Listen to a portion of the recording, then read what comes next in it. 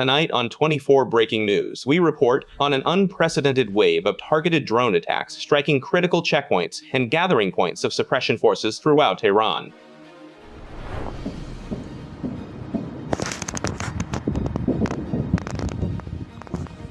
Fars news agency has also confirmed the killing of at least 10 security and Basij officers in the new phase of attacks on the Islamic Republic.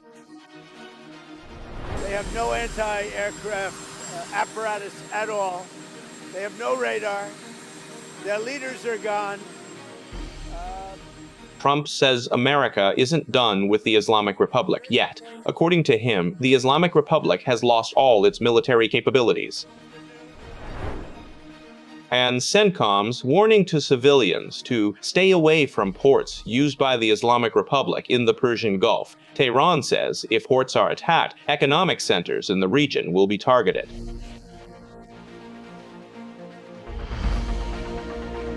From the Iran International Studio, this is 24 with Fardad Farahzad. This is breaking news.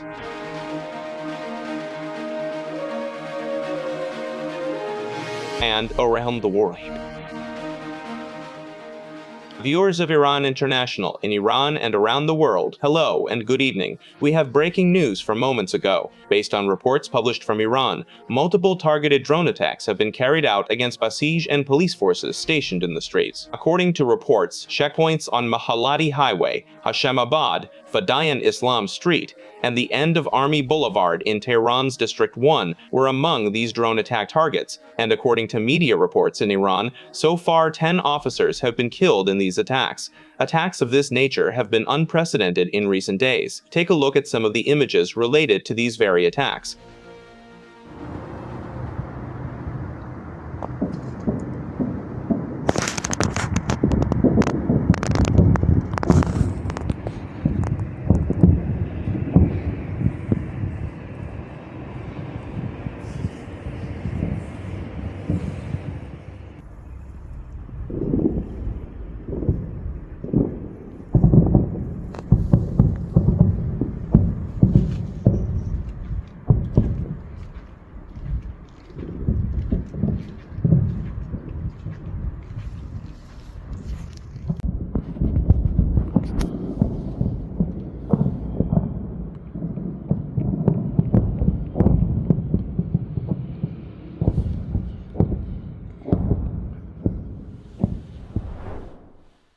Arash Aramesh, a lawyer and national security expert, has joined us from Washington. Mr. Aramesh, first and foremost, I want to ask you about this very breaking news. What do these attacks on checkpoints mean, and what phase are we entering?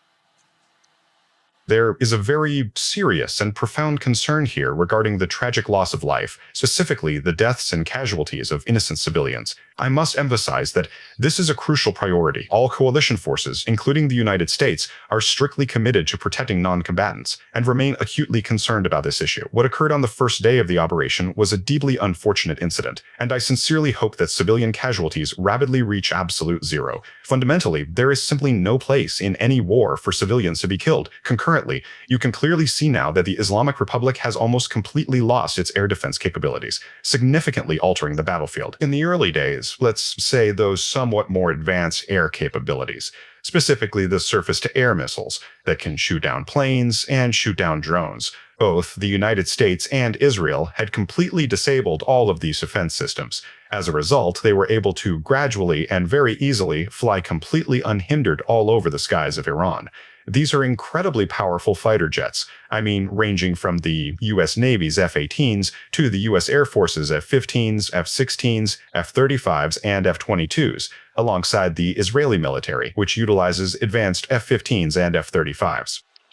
But it seems that for flying closer to the ground, which you can even observe with the naked eye, even the less advanced anti-aircraft systems, what they refer to as anti-aircraft, they're disrupting their radars, their tracking systems, and even their batteries. This will lead to two outcomes. The first one, bringing in ISR systems is a major operational advantage. ISR stands for Intelligence, Surveillance, and Reconnaissance Drones, meaning continuous information gathering, tactical monitoring, and detailed observation. That is what they call these kinds of advanced drones. In complex ground wars, even these unarmed ISR drones are incredibly helpful. I mean, from high above the battlefield, they can clearly see who the friendly forces are, and they can also identify who the enemy forces are. Plus, they can fly much closer, and both provide critical live information to centralized command and seamlessly share that same real-time intelligence directly with advancing ground troops. But another good thing they have is that they might be able to be the critical eyes and vision for those larger unmanned vehicles, or hunter drones. What do I mean by this exactly? These agile, smaller drones can fly much closer to the ground, and it's really hard to tell who is a Basij militia member and who isn't. Now, when there's an intersection involved, or they've blocked off a place, cars with sirens on them, and some people openly holding guns, that's a bit easier to spot. But for us, sometimes it's incredibly hard to identify them accurately, let alone for a distant soldier, a marine on the ground, a high-altitude pilot, or a remote drone operator. A sailor who, really doesn't exactly know the difference between Ansar a Hezbollah and a student with a beard, for example. This isn't, a very difficult point after all. And then they say, ordinary people shouldn't come out of their homes. They should wait and let this whole thing smooth out, settle down first. But a second thing comes to my mind, and this is mostly based on experience. I haven't actually heard anything like this yet. There are basically two types of planes and two types of air cover that you generally use when the other side no longer has any viable anti-aircraft defenses. Take an A-10 or an A-10 plane. We call them Thunder or Thunderbolts. They're these rugged twin-engine Air Force planes with a massive 20mm cannon right in the front, which I think can fire roughly 6,000 rounds per hour or 3,000 rounds per second. Per minute, which is obviously very, very effective for safely covering ground troops during a firefight.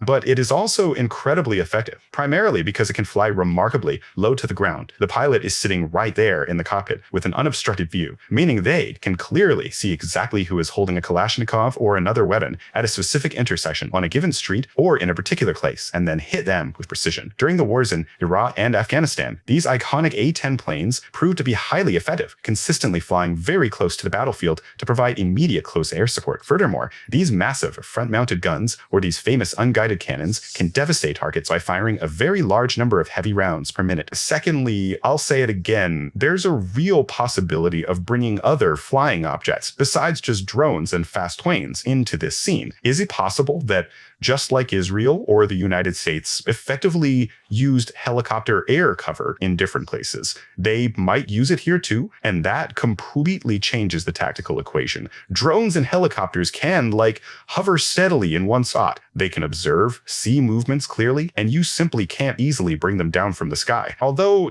helicopters have been brought down even with RPGs in Afghanistan, Iraq, or Somalia. But when a country no longer has air defense, the use of these becomes more frequent. In my opinion, it's moving into a phase, and that's really good. It's moving into a phase where the suppressive force, which now has no shelter, that the CG, that Hastar, and that, mercenary criminal and executioner, whose bases have been hit, whose mosques have been hit, whose Hosseinias have been hit.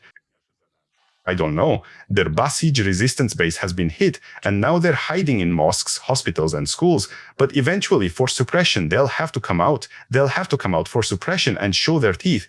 And with the intelligence from operational forces and intelligence operations on the ground that the United States and Israel have, and then also the information people give them, they can target, they can track, but it'll be much harder at first until this information increases and becomes complete. The problem is that it's not even a problem. One of the things you see is that the Islamic Republic is drawing all these red lines for its own people, saying people who take photos, take videos, will do this, will do that. It's out of fear. It knows that if people start sharing information with the coalition forces, then at the intersections and streets and highways and musallas of Tehran and Rashad and Isfahan and Chabahar and Tabriz and Ardabil, these places will no longer be safe. That is why the internet is cut off, and that is exactly why they don't let people's voices reach the outside world. But keep in mind, I highly doubt that communication blackouts can stop elite reconnaissance teams, meaning those conducting observation and surveillance deep behind enemy lines. There's a very specialized training school at Fort Bragg in North Carolina called Recondo, standing for Reconnaissance Commando. These soldiers are highly skilled observation commandos. After attending various rigorous schools, they learn to covertly gather crucial intelligence intelligence behind enemy lines and can stay hidden there for weeks. I highly doubt that these SEAL or Delta forces or Green Beret forces haven't already been deployed in small teams in certain areas, trying to gather intelligence and operational information live. And various teams, maybe from Israel too, to the pilots and those who are, ultimately guiding these helicopters and these non-helicopters, like fixed-wing aircraft, winged planes, and so on, to handle things. But in my opinion, first and foremost, we need to make sure that civilian casualties and harm to innocent people come down. This is very painful, very upsetting. And then the country's infrastructure. Eventually, Iran here wants to become our ally. And if it doesn't have any infrastructure, we don't want it to be a scorched country where its people are suffering again, but targeting every single person who comes into the streets, whether in uniform or not, and wants to suppress people. It would be great if this information became more widespread, so the United States and Israel could target every executioner and oppressor, from Basij and Revolutionary Guard members to regime propagandists. As a final point, I know it is difficult to leave the military barracks. However, any conscript who is stuck there and manages to get a leave of absence should absolutely not return to their post. That you try to evacuate the barracks and these barracks forces, because ultimately the barracks will also be targets for attack by coalition forces. But on the other hand, as much as possible, their forces should be weakened. When you're a conscript soldier, you might not get involved in suppression, but ultimately you're there in the barracks, doing 1,000 other barracks-related tasks, and the suppression forces can go out and suppress. If you have the option, the choice, to evacuate and not go, and as they say, escape, this is the best situation. Thank you for joining national security expert Arish Aramesh. The U.S. president said an hour ago that the Islamic Republic has currently lost its Navy, Air Force, and air defense, and the United States is severely targeting them. Donald Trump also said that America's work with the Islamic Republic is not yet finished. Previously, the U.S. president had also told Axios that this war would soon end because, according to him, there was almost nothing left to target. Trump said last night that Washington will not simply abandon the Islamic Republic.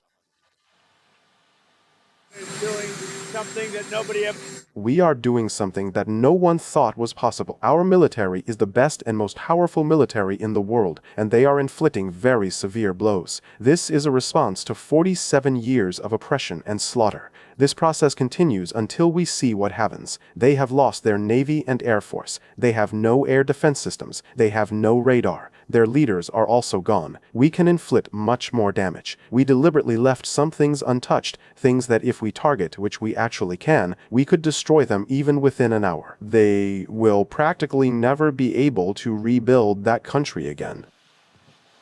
Meanwhile, in Israel, the chief of staff of the army, during a visit to an airbase, said that Israel has eliminated thousands of Iranian regime forces and their commanders, and the country continues to deepen its blows to the regime and its military capabilities. Our correspondents, Reza Mohaddess from Jerusalem and Samira Garai from the White House in Washington, have joined us. Reza, I'll start with you. Tell us about the latest from Israel, both what's happening on the ground there and what the Israeli army is doing in Iran. Let's start with the latest news, Fardad. Here in Israel, after 5 hours with no sirens or warnings, sirens just went off minutes ago.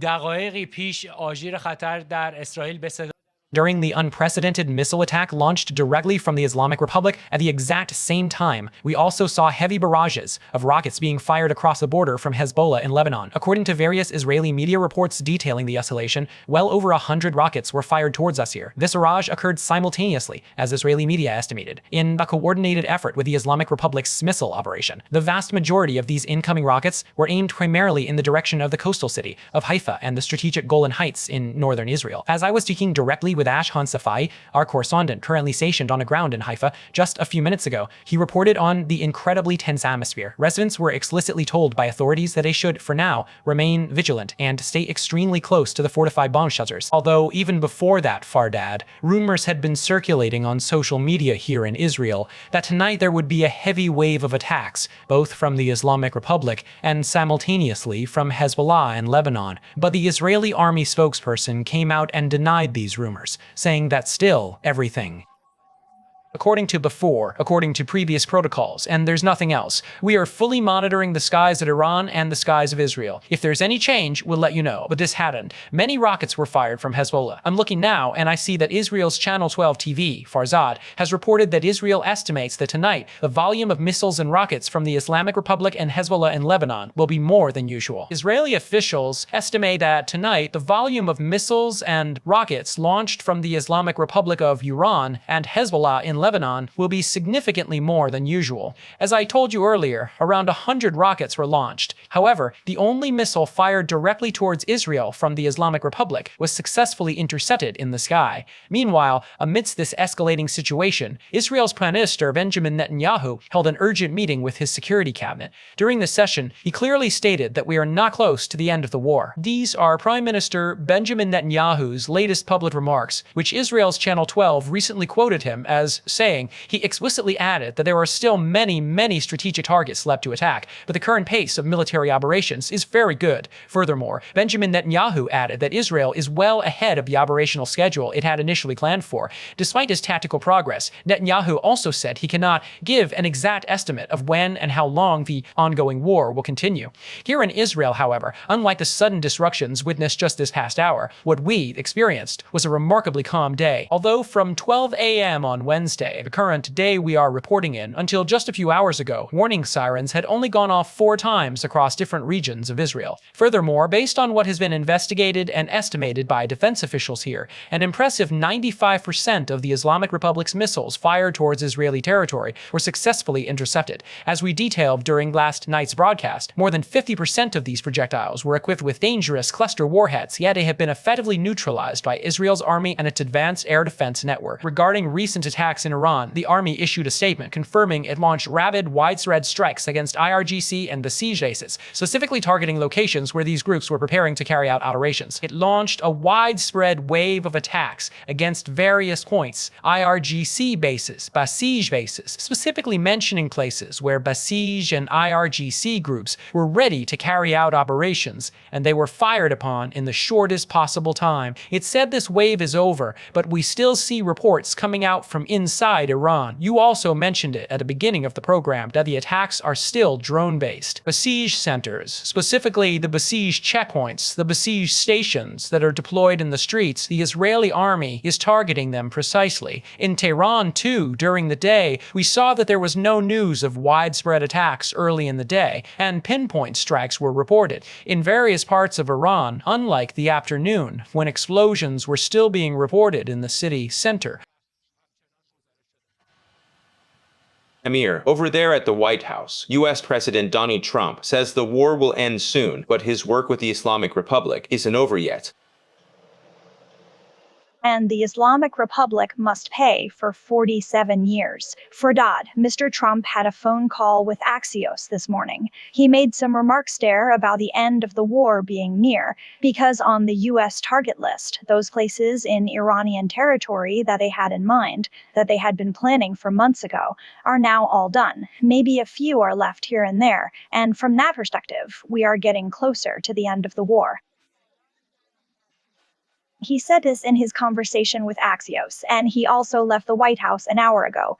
By the helicopter, he spoke very extensively with reporters about Iran, the Islamic Republic, the war, and all that, even though his remarks were similar to what he's been saying these past few days. So it didn't really have much news value. He didn't bring up anything new. He's in Kentucky now, Mr. Trump. I think his plane, Air Force One, landed in Cincinnati just a few minutes ago. We expect to hear a lot more from Mr. Trump about the war by the end of tonight. But by the helicopter, he said that we could, take down the Islamic Republic this very afternoon. We could take down the Islamic Republic in, just 1 more hour. If we do this, something will happen where they, in this country, won't be able to rebuild it anymore, meaning the attacks will be extremely heavy. He said they've lost their leader, they've lost their air forces, they've lost their naval forces.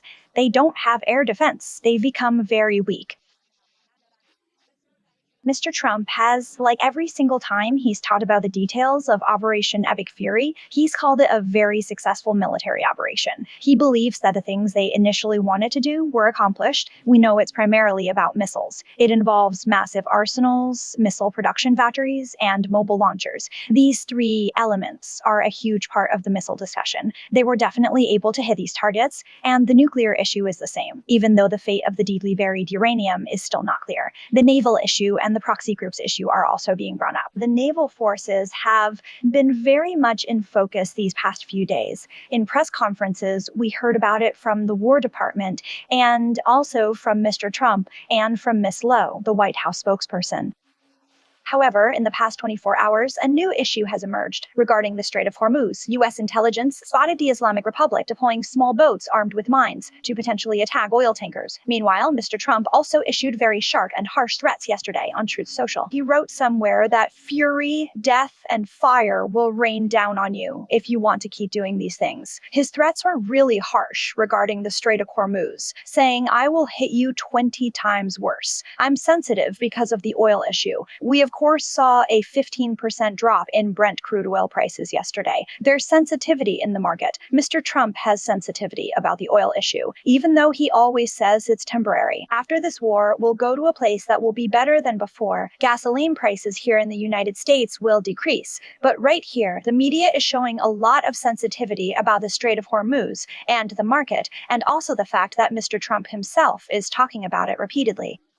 Discussions highlight the Islamic Republic's asymmetric war entering a third phase after recent drone attacks. Reports also suggest potential strikes on U.S.-backed oil fields in Iraqi Kurdistan. Here in the southwest U.S., there are warnings that the Islamic Republic might launch suicide drones from South America. These reports coincide with news of drones observing checkpoints, showing the war entering new asymmetric dimensions. We expect more updates tomorrow. Thank you. Reza Mahadis in Jerusalem and Samira Garai at the White House. Samira mentioned that there are concerns in the United States in a report published by ABC News, suggesting that the Islamic Republic might try to use drones to target areas on the west coast of America, in California. We still don't know the details of what form such an event would take if it was planned or is going to happen. During Samira's remarks, you were seeing live images of Donald Trump, who is in Kentucky and was speaking. Let's go there and see if the US president will say anything about Iran or not. I mean, it's a short-term operation, acting almost like a brief parenthesis in time, but at the same time, it's also undeniably a war. Naturally, for them, it is a truly devastating war, but for us, it ended much more easily. اون سمت که پهپادها دارن ایست بازرسی‌ها رو میرن و این جنگ داره وارد وجوه نامتقارن دیگری میشه هم اینجا از این اخبار داریم میشنویم. فرداد. ممنونم از هر دو شما. رضا مهندس در اورشلیم و سمیرا قرایی از کاخ سفید. سمیرا اشاره کرد نگرانی‌هایی در ایالات متحده وجود داره در گزارشی که ABC نیوز منتشر کرده مبنی بر اینکه ممکنه جمهوری اسلامی تلاش بکنه در ساحل غربی آمریکا در کالیفرنیا از پهپاد برای هدف قرار دادن مناطق استفاده بکنه. هنوز در مورد جزئیاتش نمیدونیم که اگر چنین اتفاقی قرار بوده یا قرار هست صورت بگیره به چه شکلی است. حین صحبت‌های سمیرا تصاویر زنده دونالد ترامپ رو می‌دیدید که در کنتاکی هست و داشت صحبت می‌کرد. اجازه بدید بریم به همونجا و ببینیم رئیس جمهوری آمریکا در مورد ایران آیا چیزی خواهد گفت یا نه. یعنی یک عملیات کوتاه مدت هست، یک پرانتزی هست، ولی همزمان جنگ هم هست. طبعاً برای اونها جنگ، اما برای ما آسان‌تر تمام شده. Pay attention because they had thousands upon thousands of highly destructive missiles. We actively hit a massive amount of them before they even launched them. We successfully hit a lot of their launches and we stopped a lot of their drones. Then they talked about mine lane. So far, up to this moment, we've hit 28 of their mine lane ships. For example, we used the same weapons here that we used against drug trafficking in the water. In the past, a massive amount of illegal drugs used to make our way into our country primarily by sea. However, we have successfully reduced that maritime trafficking by 90-something%, so it is now almost entirely limited to land routes. Anyway, shifting gears, I am genuinely happy to be here with you all today. This is an absolutely great company. I have been closely familiar with your remarkable work for a very long time, and your continuous dedication is just excellent. Congratulations to you all.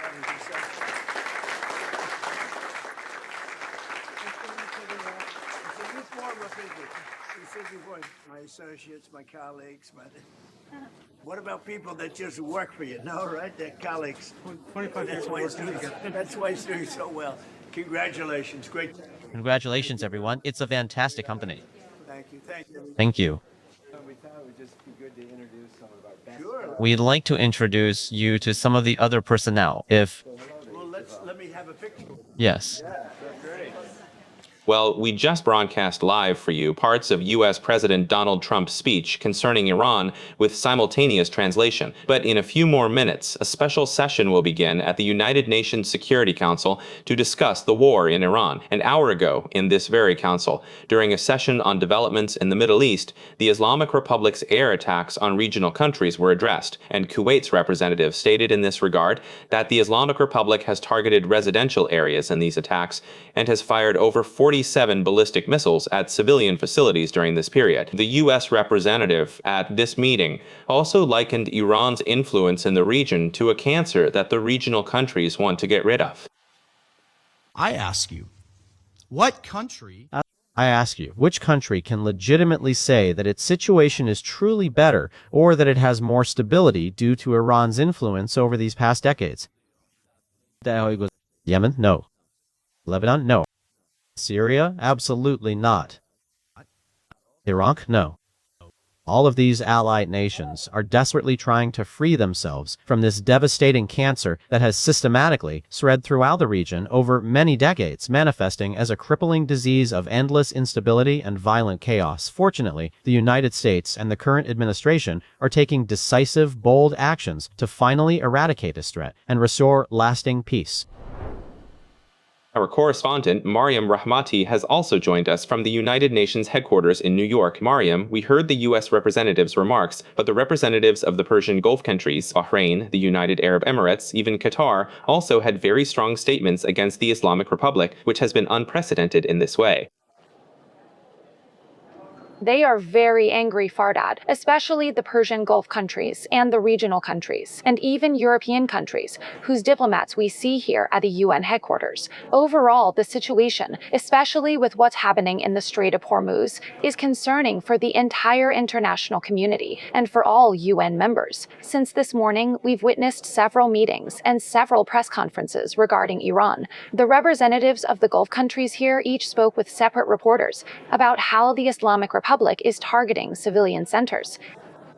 For example, the Saudi Arabian representative came forward to address the assembly and stated that before the current war began, they proactively spoke with doctors and medical workers. They assured them that they would absolutely not allow their sovereign territory to be used for any attacks against them. However, the situation has drastically deteriorated. He emphasized that now the Islamic Republic is aggressively carrying out attacks against their nation, deliberately targeting vulnerable civilian centers and innocent civilians. Echoing this grave concern, officials from Bahrain, Kuwait, Jordan, and the United Arab Emirates all stepped forward and unequivocally said the exact same thing. The destabilizing activities currently happening in the vital Strait of Hormuz are completely unacceptable. Furthermore, what is happening against our peaceful civilians and citizens is fundamentally not acceptable under any circumstances. Those missile and ballistic attacks, and also the Islamic Republic's ballistic missiles and drones, are violating our territorial and national sovereignty, and we reserve the right to respond. So these were the statements made by representatives from the Persian Gulf countries,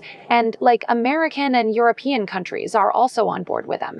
There was a meeting about Lebanon and, Hezbollah's attacks that targeted Israel after the war started in Iran, and now Israel is also hitting Hezbollah's positions. And what the American representative said, which we just heard, was exactly about us, actually. The time has come to disarm Hezbollah in Lebanon. With the attacks the United States is carrying out against the Islamic Republic's positions, now is a really good, appropriate time for Hezbollah to be disarmed. Then, later, the Houthis in Yemen and other regional proxy groups should also follow. The representative from Bahrain, the only Persian Gulf country currently on the Security Council, also spoke. He was deeply upset about the Islamic Republic's attacks, delivering a very sharp and strong statement. Let's listen to some of what he said.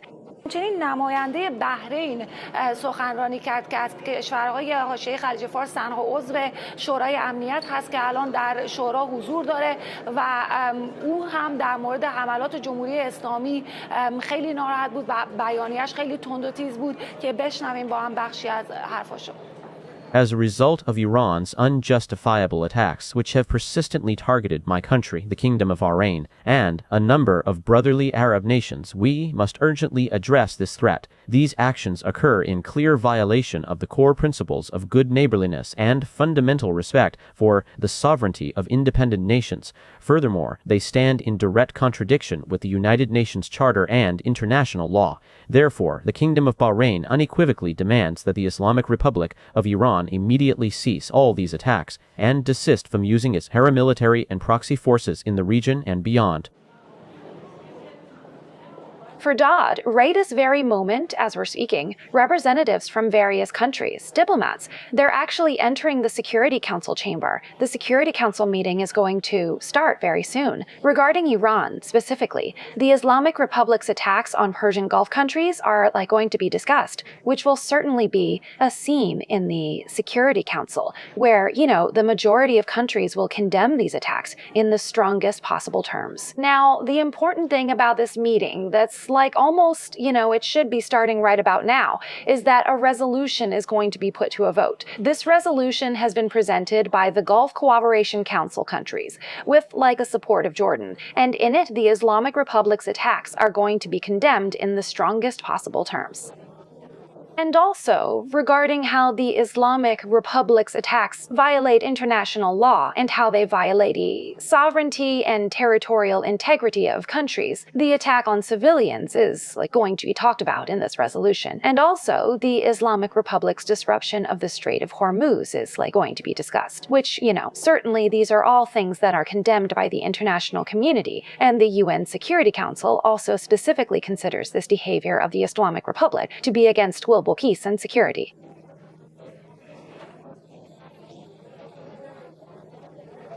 And that's why, the Persian Gulf countries want the UN Security Council to step in and, as soon as possible, make the Islamic Republic of Iran stop these attacks and these actions against neighboring countries and countries in the region. Fardad.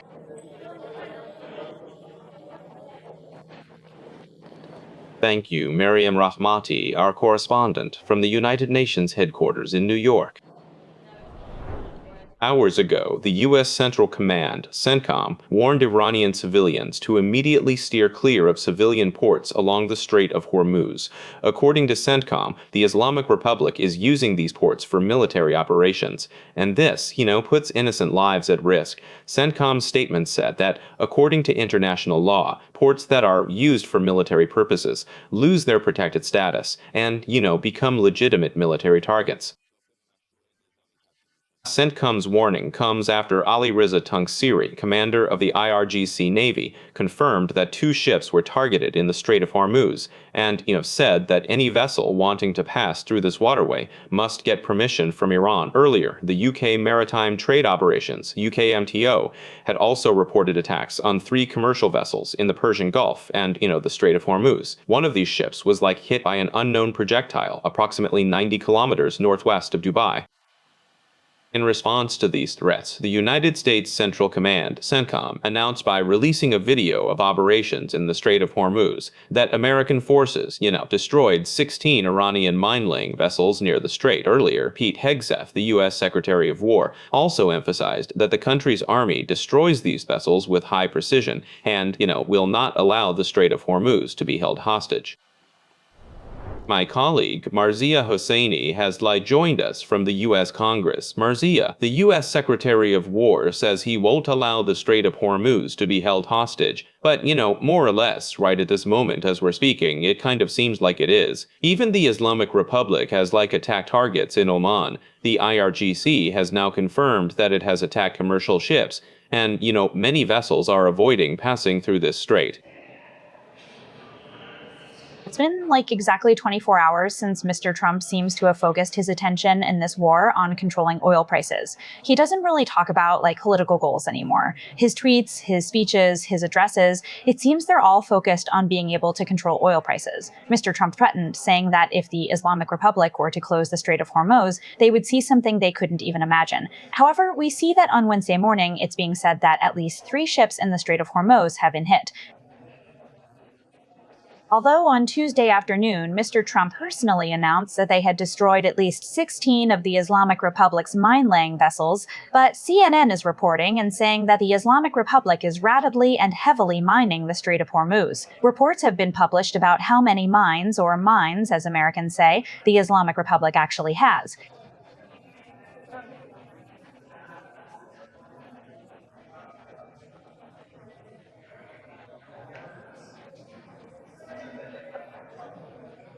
This is the hard part of Mr. Trump's job. And what the press is saying is, it doesn't matter how much Mr. Chris Wright, Mr. Trump, Ms. Carolyn Lloyd talk about oil prices immediately returning to normal. That's not going to happen. They're saying it will take weeks, meaning if this war ends today, it will take weeks for the US government to be able to clear these mines that have been laid on the ocean floor, to collect them, and somehow secure the Strait of Hormuz.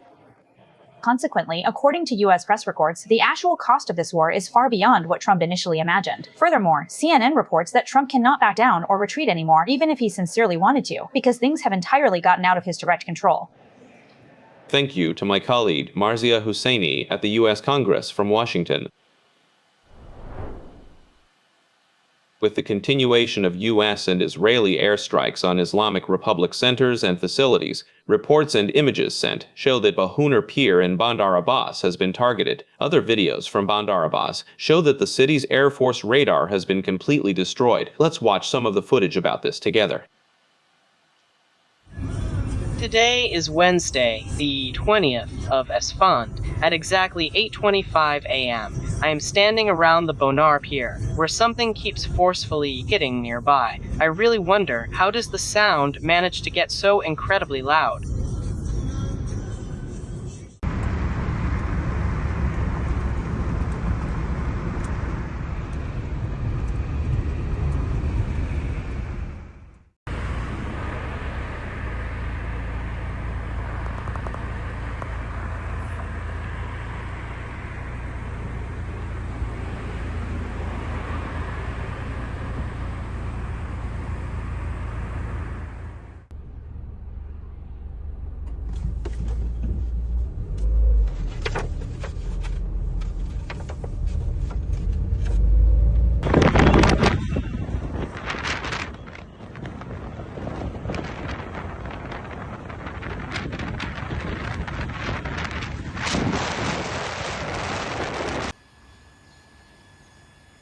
Bandar Abbas, 20th Esfand.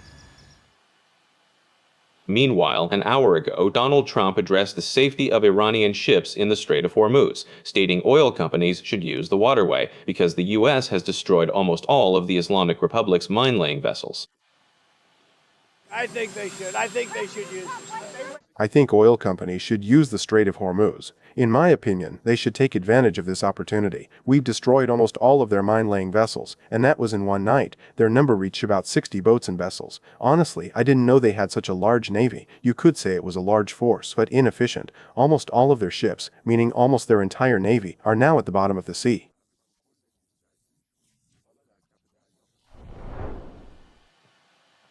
Farzin Nadimi, a senior research fellow for defense and security affairs at the Washington Institute, has joined us from this very city. Mr. Nadimi, we heard the U.S. president say that ships should use the Strait of Hormuz.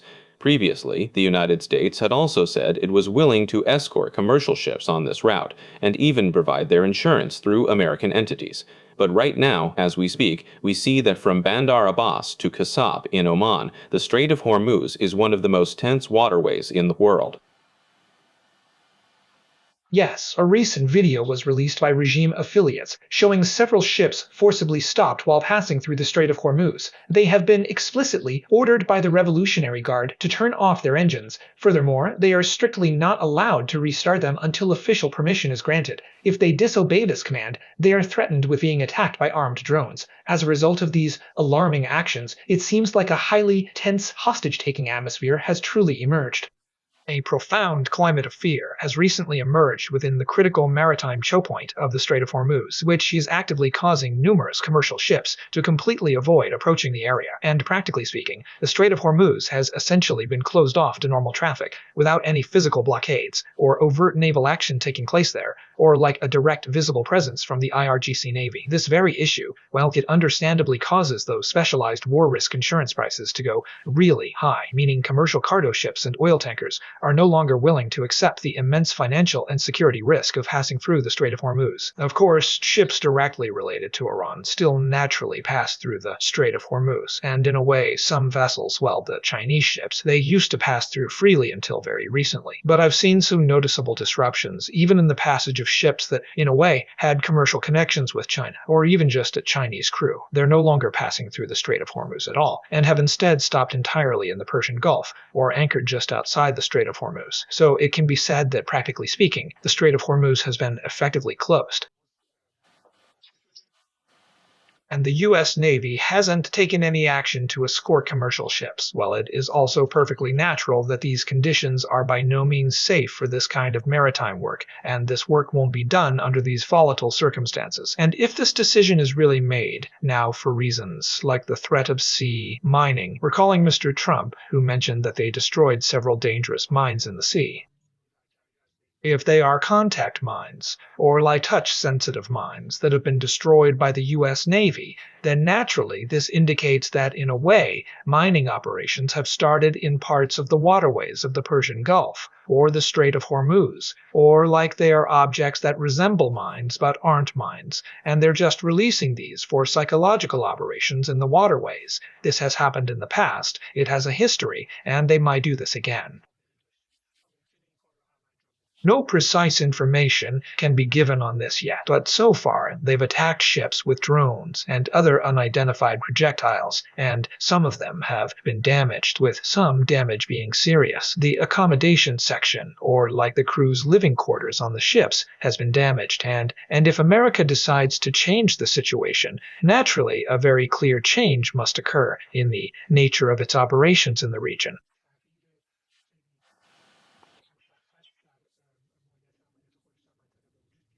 And like a shift, so to speak, from those operations that were focused on Iran's internal operations must occur, and a focus should be placed on coastal targets, coastal fortifications, and IRGC fortifications on the islands, and also, well, the attacks on ports that have started, and I think that in the coming days we'll witness very heavy operations and bombings in the region. In the southern region especially, it could include the islands too. Mr. Nadimi, Americans repeatedly say that Iran's military capability is almost destroyed. It's also clear on the ground. Well, the number of missile launches and drone attacks has decreased, but it hasn't reached zero. The Islamic Republic is still carrying out effective attacks. When the United States can't fully defend its own bases in the region, or international airports in the region, or even its embassies and consulates, how much can commercial companies really rely on what Americans say and pass through the waters of the Strait of Hormuz with peace of mind? No. Under the current circumstances, there is simply no chance of that happening at all. Regardless of whether explosive mines are actually laid, reopening the vital Strait of Hormuz demands a very serious, multi-layered military operation. This effort requires combining advanced air and naval power, alongside heavy bombings of IRGC Navy facilities specifically stationed in the region. Such strikes are necessary to create a secure defensive cover, ensuring that commercial ships can be safely escorted on a careful case-by-case basis during specific heavily. But reopening the Strait of Hormuz and freeing up ship traffic in a stable and long-term way, as the U.S. President has promised, will involve an operation lasting several weeks or months, and this requires that if contamination also occurs, which would make conditions even tougher, it would necessitate halting military operations and then reopening and clearing the region's waters. Thank you. Farzin Nadimi, a senior research fellow for defense and security affairs at the Washington Institute, is with us from this very city, as I told you a little earlier today at the special UN Security Council meeting to discuss the situation in the Middle East. Representatives from Bahrain, Kuwait, and the United Arab Emirates spoke in strong terms against the Islamic Republic's actions on their country's soil. You're now seeing Mike Walls, the U.S. representative, speaking at this session. Let's end the program with these live images from the special United Nations Security Council meeting in New York.